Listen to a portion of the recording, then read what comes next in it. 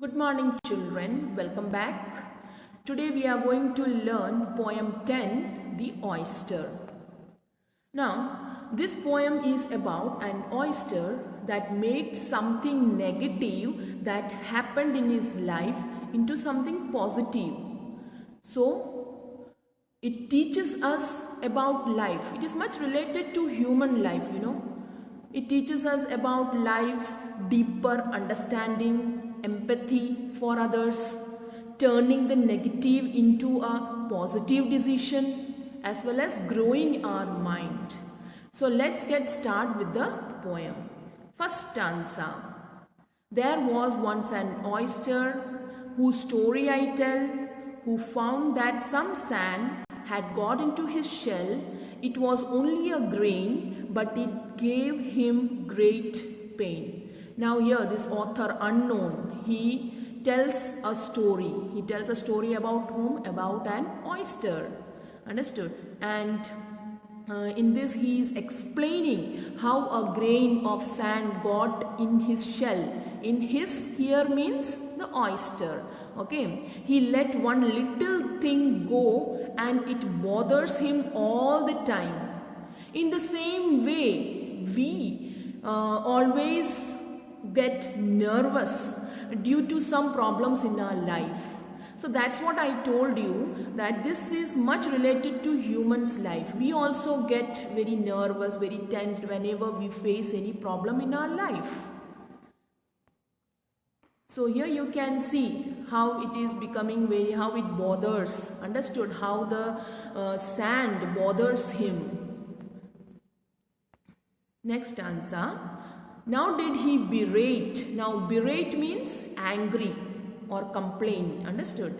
The harsh working of fate. Fate means destiny, kismat. Understood? Should he cry on his destiny? That's what he is asking. That had brought him to such a deplorable state. Deplorable means very bad. Understood? Very unfortunate condition. Deplorable state means unfortunate or bad condition. Because of that sand or grain of sand, it is giving him lots of trouble. And he is asking that, should he curse his fate right now for bringing him to such a bad situation? Did he curse the government for cry for election and claim that the sea should have given him protection? Or should he sit and raise his voice against the government? What kind of government? Government here means not that sarkar what we are having. Understood? This means the process, the natural process that is going in the sea. Understood? So the sea everywhere, wherever we are living, we have got certain terms and conditions we are supposed to follow. Understood? That goes in that flow only. So he is also saying that should he raise his voice against the government or against the process of the world, that the God has done something wrong to him and the government should have given him some more protection. Isn't it? In the same way we also do. Understood? Whenever we are in some problem, we blame God or we blame government. Understood? Or we blame someone else. Sometimes we ask, why did God do this to me?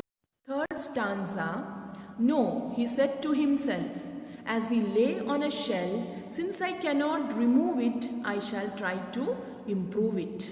Now in this stanza, the oyster notices that if he cannot remove the difficulties, understood, why not make the negative thing into something positive? So here what is problem for the oyster? Grain of sand. He know that he cannot remove, he cannot blame the government of sea to have more protection. So he thought that it is useless to sit and claim for the sea or cry for election. So he decided to improve it.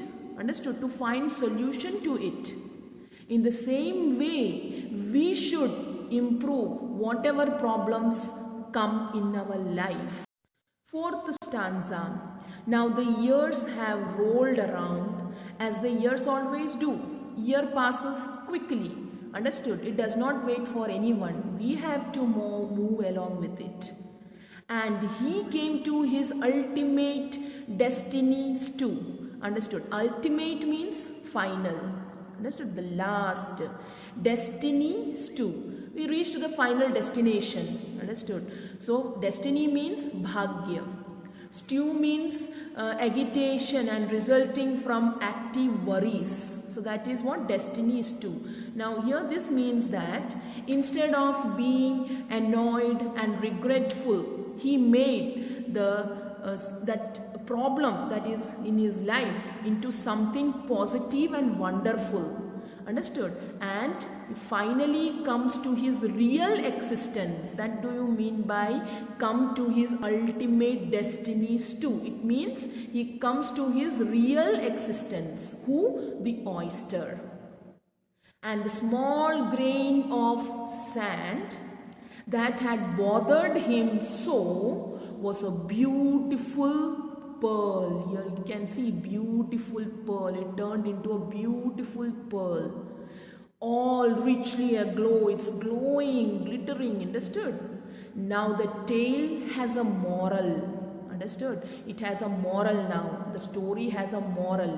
What moral? For isn't it grand what an oyster can do with a morsel of sand? Morsel means bit of sand. And you can see how it has got converted into a beautiful pearl that bothered him so much. Isn't it? So here the author says that similarly we too can move ahead by removing all the problems in our life instead of crying, by finding solution to it. Isn't it? Now last stanza. What could not we do if we had only begin with some of the things? It means we should start with small problems. Understood? That get under our skin. And that get under our skin means that the problem that gives us lots of trouble. Understood? So we should start from the small things itself. Instead of small thing happens, small problem comes in your life, and you become very sad, very tensed, very nervous, and start blaming God, the entire world for it. Understood? Instead, we should start solving small problems from childhood itself. So, from this chapter, we come to the conclusion that we must accept the task of making problematic things in our life better, like what oyster did. Too often we take the easy route, feeling it is not our job to improve matters.